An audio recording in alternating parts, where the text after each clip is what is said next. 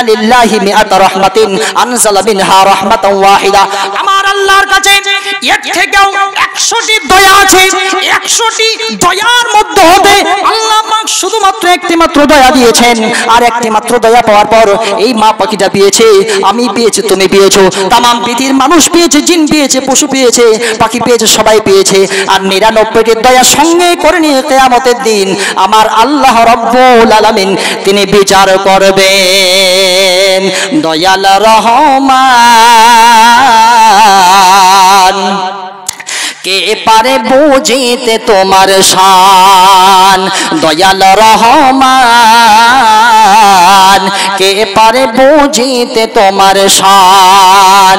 মা বাপ ছাড়া পিতা আদম বানাইলেন নিজ হাতে, পিতা ছাড়া পুত্র ঈসা মারিয়ামের কোলেতে। কে বাহা বড় কারিগর, আরে কে বাহা বড় কারিগর, কার বড় শান, কে পারে বুঝিতে তোমার শান। দয়াল রহমান কে পারে বুঝিতে তোমার শান। আমার ভাইরা স্মরণ করেন আল্লাহর দয়া অনেক। এই পৃথিবীর বুকে যখন কোনো সন্তান ভুল করে দেয়, মা কোনোদিন ডাক দিয়ে বলে না আয় বাবা আব্দুল্লাহ, আয় বাবা আব্দুর রহমান, আয় ভুল করেছিস, আয় একটু তোকে আয় ক্ষমা করে দিই। কোনোদিন কোনো মা কোনোদিন বলে না, বাবা কোনোদিন বলে না আরে বাবা আয় তোকে আমি ক্ষমা করে দিই। এ কথা কোনোদিন বাবার মুখ থেকে বের হয় না। কিন্তু আমার আল্লাহর কোনো লজ্জা নাই, কোনো শরম নাই। আল্লাহ পাক এই পাপী বান্দাদেরকে ডাক দিয়ে বলেন এ বান্দা চিন্তা করিস না, গুনাহ হয়ে গিয়েছে বান্দা। এই গুনাহগার বান্দাদেরকে সম্বন্ধ করে আল্লাহ রাব্বুল আলামিন তিনি বলেন কুল ইয়া ইবাদিয়াল্লাযীনা আসরাফু আলা আনফুসিহিম লা তাকুনাতু মির রাহমাতিল্লাহ। আল্লাহ পাক তিনি বলেন ও পৃথিবীর মানুষেরা, ও আমার বান্দারা, ও আমার বান্দিরা, যারা গুনাহ করেছো, নিজের নফসের প্রতি জুলুম করেছো, অন্যায় করেছো, অত্যাচার করেছো, জুলুম করে করে অন্যায় করে অত্যাচার করে করে নিজের নফসটাকে বরবাদ করে দিয়েছিল বান্দা, নিজের নফসটাকে বরবাদ করে দিয়েছিল বান্দা। আয় বান্দা আয় তুমি আমার দিকে চলে এসো। আমি রব্বুল আলামিন একেবারে রহমতের দরিয়া নিয়ে আমি আল্লাহ তাআলা খুলে বসে আছি। এ বান্দা তোমার গুনাহ যদি জমিন বরাবর হয়, বান্দা তুই আমার কাছে চলে আয়, জমিন বরাবর নেকি সঙ্গে করে নিয়ে যাব। কিয়ামতের দিন তোর জমিন বরাবর গুনাহগুলোকে আমি রব্বুল আলামিন নেকিতে পরিণত করে দেব।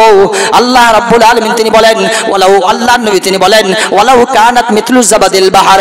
এ বান্দা তোর গুনাহ যদি সমুদ্রের ফেনার সমান যদি হয়ে যায়, বান্দা তুই যদি শুধুমাত্র একটিবার আল্লাহ নামের দাওয়াত দিস, আল্লাহ আল্লাহ আল্লাহ, গুনাহ হয়ে গিয়েছে রে মাওলা, অনেক গুনাহ হয়ে গিয়েছে। আল্লাহ কোন গুনাহ করি নাই? জিনার জায়গা তো আমি, পাপের জায়গা তো আমি, মিথ্যার জায়গা তো আমি, অসহায় গরিব মানুষটাকে থাপ্পড় দেওয়ার জায়গা আমি। আল্লাহ সব গুনাহতে শুধুমাত্র আমি আর আমি আর আমি। আল্লাহ আজকে তুমি আমাকে ক্ষমা করে দাও। আল্লাহ পাক বলেন যখন কোন বান্দা, যখন কোন বান্দী যখন এমন শুধুমাত্র একটা আওয়াজ দেয়, আল্লাহ নামের আওয়াজটা যখন শুধুমাত্র দিয়ে দেয়, একবার শুধুমাত্র কেউ যদি আল্লাহ আল্লাহ এই আওয়াজটা শুধুমাত্র আল্লাহর কোন বান্দা বা কোন বান্দী দিল থেকে অন্তর থেকে যদি এই কথাটা শুধুমাত্র একটিবার আওয়াজ দিতে পারে, তখন আল্লাহ পাক বলেন একবার বান্দা তুই শুধুমাত্র আল্লাহ নামের আওয়াজটা দিবি, একটিবার আল্লাহ নামের আওয়াজটা দেওয়ার সাথে সাথে আমার রহমতের দরিয়ায় তখন জোশ মেরে যায়। তখন আমি 70 বার সাড়া দিয়ে বলি বান্দা বল, বল বান্দা বল, কি হয়েছে রে বান্দা বল। বান্দা তখন যদি বলেন আল্লাহ গুনাহ হয়ে গিয়েছে, মাবুদ রে জিনা করেছি, আল্লাহ জিনায় আল্লাহ সেঞ্চুরি লেগে গিয়েছে, আল্লাহ মদ খেয়ে খেয়ে জীবনটাকে বরবাদ করে দিলাম। আয় আল্লাহ যেদিন থেকে দুনিয়ার বুকে এসে যেদিন থেকে আল্লাহ হুঁশ এসেছে, আল্লাহ আজ পর্যন্ত কোনোদিন এক ওয়াক্তের নামাজ পড়ি নাই রে মাওলা। আল্লাহ অনেক গুনাহ করেছি রে মাওলা, জুয়া খেলেছি, নেশা করেছি, নামাজ পড়ি নাই, মানুষকে গালি দিয়েছি, ইমামদেরকে দেখতে পারি নাই, মৌলবীদেরকে দেখতে পারি নাই, মাদ্রাসাকে দেখতে পারি নাই, ইসলাম ভালো লাগে নাই, তোমার দিন ভালো লাগে নাই। আল্লাহকে যখন ফরিয়াদ করে যখন একটি বান্দা শুধুমাত্র বলবে, আল্লাহ তখন বলে বান্দা চিন্তা করিস না, যারে বান্দা যা তোর জীবনের হয়ে যাওয়া সব গুনাহ আমি রব্বুল আলামিন মাফ করে দিলাম। দিল সে जो बात निकलती है वो असर रखती है पर नहीं ताकत मगर परवाज रखती है। অন্তর থেকে যে কথাটা বের হয় এই কথার ডানা থাকে না পর থাকে না, কিন্তু বিন ডানাওয়ালা এই কথাটা আল্লাহ রাব্বুল আলামিনের দিকে আকাশের দিকে উড়ে চলে যায়। আর অন্তর থেকে বের হওয়া কথার দিকে আল্লাহ পাক সাড়া দিয়ে বলেন, যা বান্দা যা, তোর জীবনের হয়ে যাবা সব গুনাহ আমি রব্বুল আলামিন ক্ষমা করে দিলাম। আমার ভাইরা খুব মন দিয়ে শোনেন, একটা মানুষ আল্লাহর কাছে যাবে আর যাবার পরে বিশাল নেকি নিয়ে যাবে, বিশাল বড় বড় নেকির পাহাড় নিয়ে যাবে। আল্লাহর সঙ্গে একটু তর্ক করবে। দেখেন তর্কটা আমি আপনার সামনে পেশ করছি। আল্লাহর সামনে যাবার পরে বলবেন, এ রব্বুল আলামিন, আল্লাহ বলবেন, এ বান্দা তোমার আমলনামার খাতায় নেকি দেখতে পাচ্ছ অনেক, কি ব্যাপার? বলে আল্লাহ 5 ওয়াক্তের নামাজ পড়েছি, আল্লাহ তাহাজ্জুদও ছাড়ি নাই, হজও ছাড়ি নাই, যাকাত ছাড়ি নাই। তখন আল্লাহ পাক বলবেন, যা বান্দা যা, আমার রহমত দিয়ে তুই জান্নাতে চলে যা। লোকটা তখন বলবেন, no I will not go. না আল্লাহ, যাব না। যাবে না মানে? আমি তোমাকে জান্নাত পাঠাচ্ছি, তুমি যাবে না মানে? বলছে, না আল্লাহ, তোমার দয়া দিয়ে যাব না। তাহলে বলছে, আমি আমার নেকির পাওয়ার দিয়ে যাব। আমি যে এতদিন 5 ওয়াক্তের নামাজ পড়লাম, তাহাজ্জুদ পড়লাম, রোজা রাখলাম, হজ করলাম, যাকাত করলাম, আর আজকে তুমি বলছো যে আমার রহমত দিয়ে জান্নাতে যাও। No I will not go that sort. আমি তোমার রহমত দিয়ে যাব না। তাহলে যাও, ঠিক আছে, একখানা দাড়ি পাল্লা নিয়ে আসা হবে ওজন করার জন্য। তখন একখানা দাড়ি পাল্লা নিয়ে আসা হবে, এবার ওজন করা হবে। আল্লাহ পাকের দেওয়া জুবান, এই শুধুমাত্র আল্লাহর যেগুলা এই যে নিয়ামতের মধ্যে হতে শুধুমাত্র একখানা জুবান, এই যে জুবান টাং টাং টাং, এই যে জুবান, এই জুবানটাকে এক পাল্লায় চাপিয়ে দেওয়া হবে, আর অপর পাল্লায় ওই বান্দার জীবনের যত নেকি আছে সব নেকি চাপিয়ে দেওয়া হবে। কিছুক্ষণ পর দেখা যাবে, মাফ করতে গিয়ে দেখা যাবে সেই আল্লাহ পাকের দেওয়া জুবানটা ভারী হয়ে গিয়েছে, আর ওই বান্দার যে নেকি হয়েছিল এই সমস্ত নেকিগুলো হালকা হয়ে গিয়েছে। আমার ভাইরা, আল্লাহ পাক তখন বলবেন, যা বান্দা যাইবার তুই তাহলে জাহান্নাম চলে যা, যা go to the hell fire. তোমার কথা মতো যখন তুমি এতক্ষণ কথা বলছিলে, তাহলে তুমি তো আমার রহমত দিয়ে জান্নাতে যাবে না। আজকে মাপ তো করা হয়ে গেল, মাপের পর আমার ফয়সালা হয়েছে, আমি ডিসাইড করেছি that you will have to go to the hell fire. যাও, জাহান্নামের দিকে চলে যাও। লোকটা তখন বেউপায় হয়ে তখন জাহান্নামের দিকে যাওয়া আরম্ভ করবে। যেতে যেতে যেতে যেতে যেতে যেতে আবার কিছু দূর যাবার পর আবার ব্যাক এসে বলবে, আল্লাহ, এতদিন নামাজ পড়লাম, রোজা রাখলাম, হজ করলাম, যাকাত করলাম, যাকাত দিলাম, পলসার মাটিতে এসে জলসা একদম প্রথম থেকে নিয়ে শেষ পর্যন্ত শুনেছিলাম। আল্লাহ, আজকে তুমি জাহান্নাম দিয়ে দিচ্ছ। আল্লাহ, তোমার রহমত দিয়ে আল্লাহ জান্নাতে দিয়ে দাও। আল্লাহ তো রহমতওয়ালা, আল্লাহ তো দয়াওয়ালা।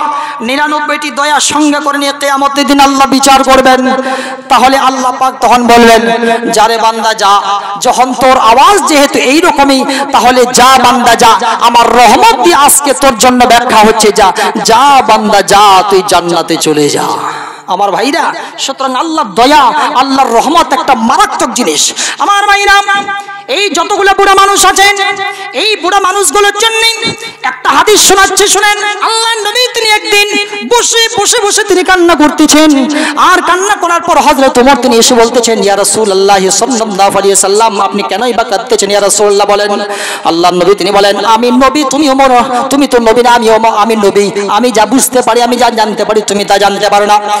আল্লাহর নবী তিনি বলেন, ওমর রে, এখনই জিবরাইল আলাইহিস সালাম তিনি এসেছিলেন, আর তিনি আসার পর আমার কানে কানে বলে গেলেন, যারা ইসলামের মধ্যে থেকে থেকে দাড়িগুলো যারা পাকিয়ে দিয়েছে, যারা চুলগুলো পাকিয়ে দিয়েছে, ইসলামের মধ্যে থেকে থেকে যাদের দাড়ি পেকে গিয়েছে, যাদের চুল পেকে গিয়েছে, এই সমস্ত মানুষদেরকে আল্লাহ রাব্বুল আলামিন কিয়ামতের দিনে শাস্তি দিতে তিনি দারুণ লজ্জা পাবেন। হযরত ওমর তখন তিনি বলেন, ইয়া রাসূলুল্লাহ, so why are you crying ya রাসূলুল্লাহ? This is the very good news. Again also after listening the good news, why are you crying ya রাসূলুল্লাহ? আপনি কেন কাঁদতেছেন? এটা তো একটা ভালো নিউজ। যারা ইসলামের মধ্যে থেকে থেকে চুল পাকিয়ে দিয়েছে, দাড়ি পাকিয়ে দিয়েছে, এদেরকে আল্লাহ তাআলা জাহান্নাম, এদেরকে আল্লাহ তাআলা কিয়ামতের দিনে শাস্তি দিবেন না। এই কথা শোনার পর আপনি কাঁদতেছেন কেন ইয়া রাসূলুল্লাহ?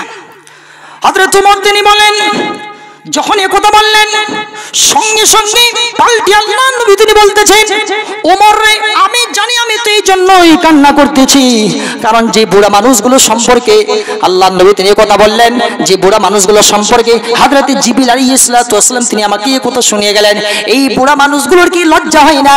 এই বুড়া মানুষগুলো কি একটু শরম হয় না? মসজিদের মধ্যে হাইয়া আলাস সালাহ হাইয়া আলাল ফালাহ আওয়াজ হয়ে যাচ্ছে, এ ওমর, এই বুড়া মানুষগুলো হায়া হয় না, লজ্জা হয় না? এই বুড়া মানুষগুলো এখন পর্যন্ত চায়ের দোকানে বসে বসে আড্ডা মারে, একদিকে মুয়াজ্জিন সাহেব হাইয়া আলাস সালাহ হাইয়া আলাল ফালাহ এর আওয়াজ দিচ্ছে, এসো এসো নামাজের দিকে এসো, এসো সাকসেস পাওয়ার জন্য এসো, এসো কামিয়াবির দিকে এসো। এই বুড়া মানুষগুলোর কিন্তু একটুকু লজ্জা হয় না, এরপরে এরা কিন্তু চায়ের দোকান আজ পর্যন্ত ছাড়তে পারে না।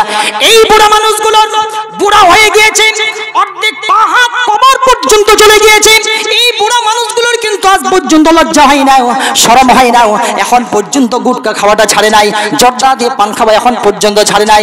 এই বুড়া মানুষকে এখন পর্যন্ত শরম হলো না, সিগারেটটা এখনো টান মারে, আর এখন পর্যন্ত বুড়া হওয়ার পরেও জুয়ানদের যুবক ইয়াং ছেলেদের মতো এখন পর্যন্ত দেখে ধোয়াটা গেল কত দূর, এখন পর্যন্ত এরা দেখতেই থাকে।